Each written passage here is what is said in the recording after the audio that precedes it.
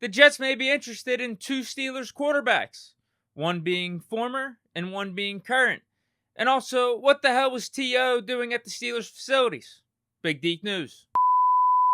Yesterday, ESPN's Jeremy Fowler reported that since the Jets have lost Aaron Rodgers for the season, the team may be interested in signing a retired quarterback. It doesn't appear that anything is imminent yet, but one of the names that Fowler dropped was the Steelers' very own Ben Roethlisberger. My reaction is, of course the Jets should be interested in signing Ben Roethlisberger. I mean, if they're serious about winning Super Bowls and contending, he's the guy you call. He's actually the guy they should have called in the offseason over Aaron Rodgers. But, to put it simply, this isn't happening. At the end of the day, I just can't see myself in anything other than black and gold. And I think that honestly was kind of even though they had a great chance, I think, to win a Super Bowl, it would have been hard for me to go try and win a Super Bowl anywhere else but here. But that may not stop the Jets from inquiring about another quarterback in the Steel City. Two guys that are currently on the roster, like a Mitch Trubisky or Mason Rudolph. Here's what Mike Florio had to say on 93.7 The Fan yesterday. The Steelers are among the few teams with an extra backup.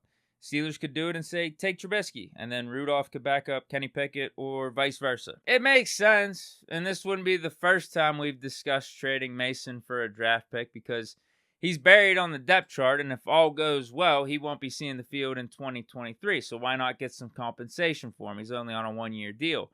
But then it just comes down to the game of what do you value more? Do you value having a solid quarterback 3 on your roster in case anything goes wrong?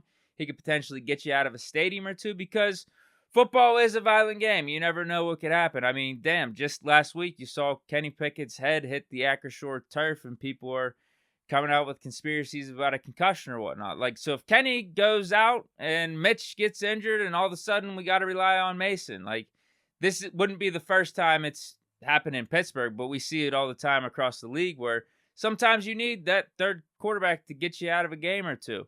I mean, hell, we just saw it from our opponent in week 1 with the 49ers in last year's NFC Championship game.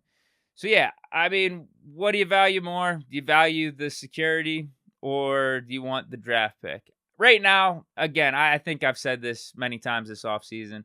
I'd rather keep Mason. I think he's a good asset to have in the quarterback room to help Kenny. And in case anything does go wrong or something drastic happens, he could be competent enough, right? Versus just like a 5th or 6th round pick, which is probably his market value, maybe even worse, maybe like a 7th round pick.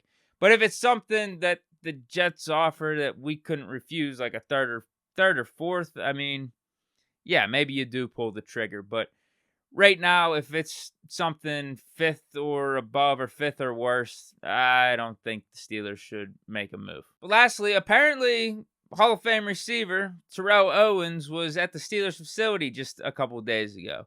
It's kind of random because he doesn't really have ties to Pittsburgh at all. So it's either, from what I'm seeing, it's either he was there to do some motivation, do some teaching or whatnot, pass some wisdom on to maybe the Steelers receiver group or even just the team as a whole. Or I know he does a podcast. He's maybe getting some content. Maybe he's got an interview coming out with George Pickens or Deontay Johnson or something like that. So that's that. I mean, there's not too much more to this story. It's just interesting. Why is T.O. here? But it got me thinking. I know we've been talking about AB potentially coming back. Should the Steelers consider it and whatnot? And there have been many times since T.O. has retired from the NFL that he's been talking about making football comebacks, whether it's been in one-off leagues or even in the NFL. And since T.O. was in Pittsburgh, I just thought, who would you rather sign? T.O. or AB? I think the pluses and minuses are obvious for each, where with AB, he's more towards, legitimately being in his playing career as, a timeline. You know what I mean? He's only, 35? Whereas T.O., I think he's got to be damn near 50, no?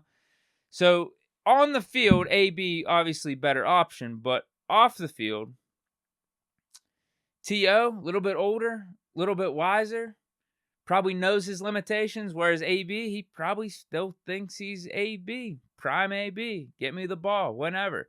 So, what I'm saying is, if you had to sign one, who would it be?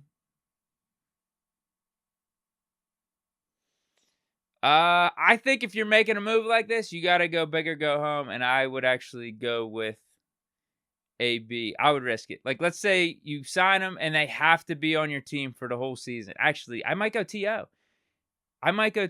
If you only had to do it on a week-by-week basis, like what I was talking about yesterday on the Bleacher Report stream, whereas like you could do one-day contracts or like 10-day NBA contracts, I'd go AB. But if you had to have him on your roster the whole year, active on the 53, I actually think it would be TO. Like you don't really have to play him. He'd be like your 5th or 6th receiver, but at least he could probably impart some wisdom on our young receivers, right?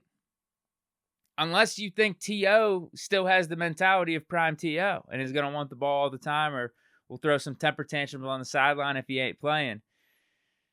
I just thought this would be a fun thought exercise before I sign off here. Yeah, if it had to be the whole year, I'd go TO. Let me know your thoughts down in the comments. But that's it for this edition of Big Deke News on Thursday. Hope you guys enjoy. Stay chilling, and peace.